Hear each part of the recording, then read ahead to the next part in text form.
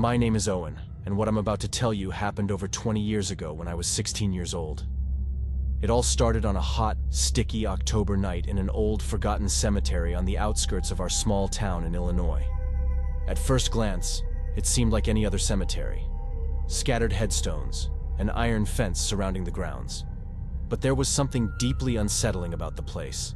It was like the air itself weighed heavier around us, and a constant sense of emptiness hung in the atmosphere. Maybe it was the wind rustling through the ancient trees or the oppressive silence that seemed to grow stronger as the night crept on. Later, I found out that the cemetery was one of the oldest in the United States, with architecture reminiscent of old European burial grounds. There was a thick, almost tangible aura, as if the place was soaked with the memories of the past, crosses and religious symbols filling the space. It felt like time had come to a standstill there, and the stories of the souls resting beneath the ground were still waiting to be told. It was a Friday night when it all went down.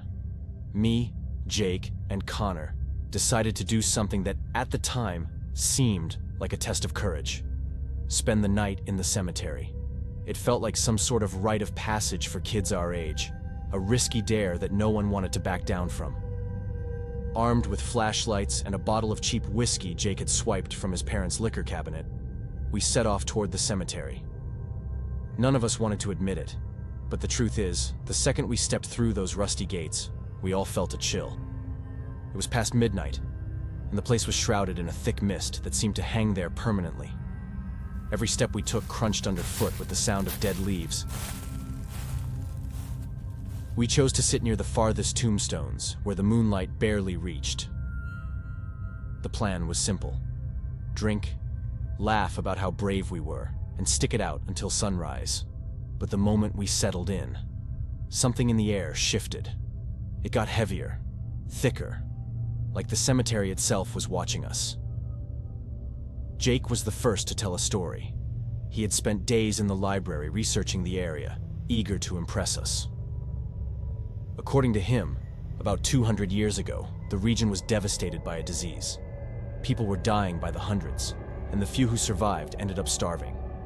One local family, a poor family with 9 members, a father, mother, 3 daughters, and 5 sons, owned a large estate surrounded by woods. The father, who was already known to be violent, decided that the only way they could survive was by hunting, but not animals. He and his sons started kidnapping people from nearby villages, releasing them into the woods to hunt them like prey. Supposedly, the daughters knew nothing of it until one of them discovered the terrible secret. According to the legend, in a desperate act one night, a girl named Avyling killed her father and brothers, slitting their throats while they slept. She spared her mother and sisters, but when the village found out what had happened, they took justice into their own hands and killed the remaining women. It's said they were all buried in that cemetery. However, a few days later, Avyling's grave was found open, her body missing. Since then, the legend says her spirit haunts the cemetery, slashing the throats of anyone who dares to enter at night. Jake was laughing as he finished the story, clearly proud of himself. But just as he did, a sound came from the trees behind us, cutting off his laughter. Fear gripped me instantly. No matter how skeptical you are about ghosts, in that eerie setting, fear becomes very real.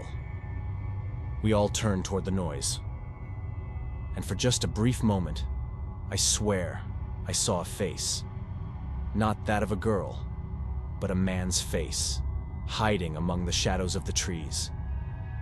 Connor, always the boldest of us, stood up and started calling out the name of the girl from the legend, almost mockingly. Jake and I weren't amused at all. We stayed put, nerves stretched thin. Connor slowly made his way toward the bushes and trees, but when he got there, he screamed at us to run. We didn't need to be told twice.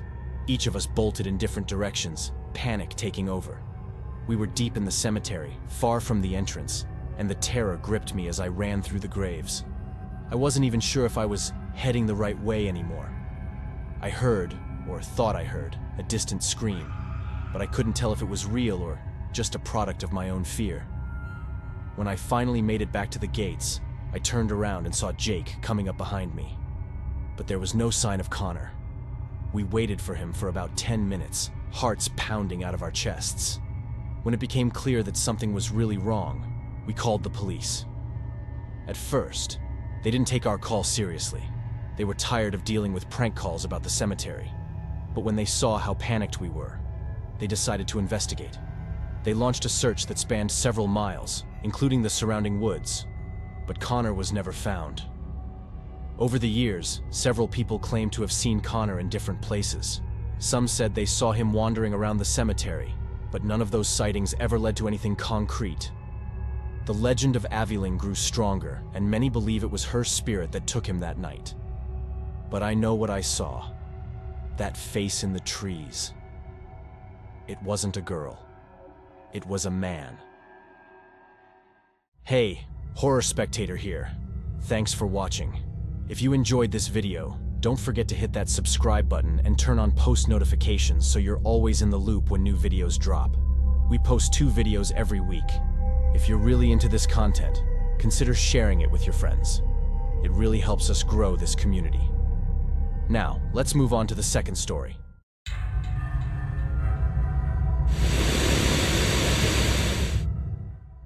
I've lived my whole life in Willow Creek. But about a year ago, when I turned 25, I finally felt like I had enough financial freedom to venture out a little across the country. The plan was simple: 6 months on the road, picking up jobs whenever I could. I'd been living that way for about 3.5 months when I got to Castledale, Utah. I had a friend there, and I planned to stay with him for at least a month. It'd be way more comfortable than sleeping in my van, and it'd let me take on some longer jobs, which would bring in a little extra cash. One night, while I was waiting for him at a bar, I overheard a cop at the next table talking about a cemetery. I don't even know why, but something caught my attention. There was this small cemetery on the outskirts of Castledale that kept getting vandalized. The priest had called the cops several times, but no luck. Now he was willing to pay someone to keep watch over the place for a few nights. They figured it was a group of teenagers known for causing trouble, and the goal was to catch them in the act and talk to their parents. It sounded like the perfect job for me. I've never been scared of the dead. Honestly, I'm not afraid of much. Neither death nor the dark really bothered me. I talked to the priest, who accepted my help without hesitation, and that very night I started working. The first week went by without incident, but something about that cemetery got to me from the start. I can't really explain it. I didn't believe in the supernatural, but I felt a subtle unease.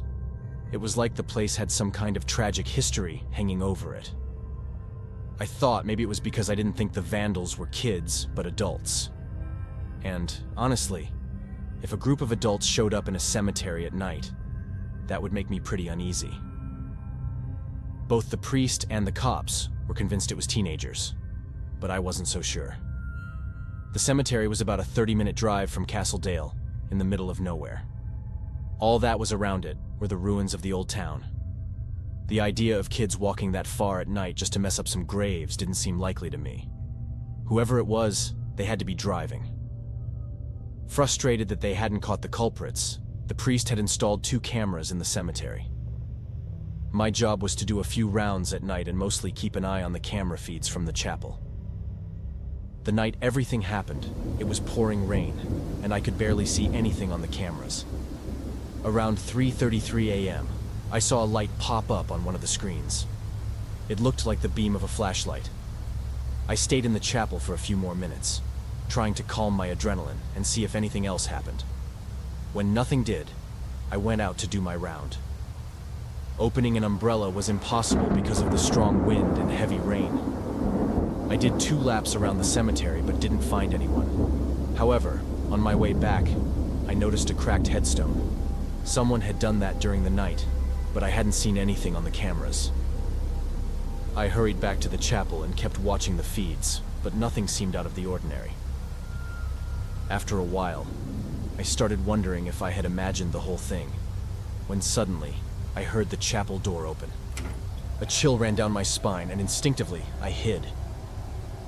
I know my job was to watch the place, but the sense of danger was so strong I couldn't help it. Less than 10 seconds later, I saw a woman walk by, wearing an old-fashioned dress. Yeah, I know. A total cliché. She looked sick, like she had tuberculosis or the plague. Her eyes were completely wild. And what freaked me out the most, she wasn't wet. It was pouring outside and I had gotten soaked, but her dress was bone dry. Under normal circumstances, I would have stepped out and spoken to her, but something stopped me. I knew this woman. Where had I seen her before? Maybe at a cafe or somewhere around Castle Dale. I couldn't place it, but I was sure I recognized that face. I stayed hidden until I heard the chapel door open and close again. Terrified, I spent the rest of the night on high alert, but the cameras didn't pick up a thing. In the morning, I decided to check the cemetery before talking to the priest. I needed to see if there was more damage to the headstones. Several of them were cracked or chipped, like some massive force had swept through. These were solid stone. How was that possible? In the oldest part of the cemetery, I came across something that made my blood run cold. I didn't see the woman who had passed through the chapel, but I saw a photograph of her. It was on a headstone.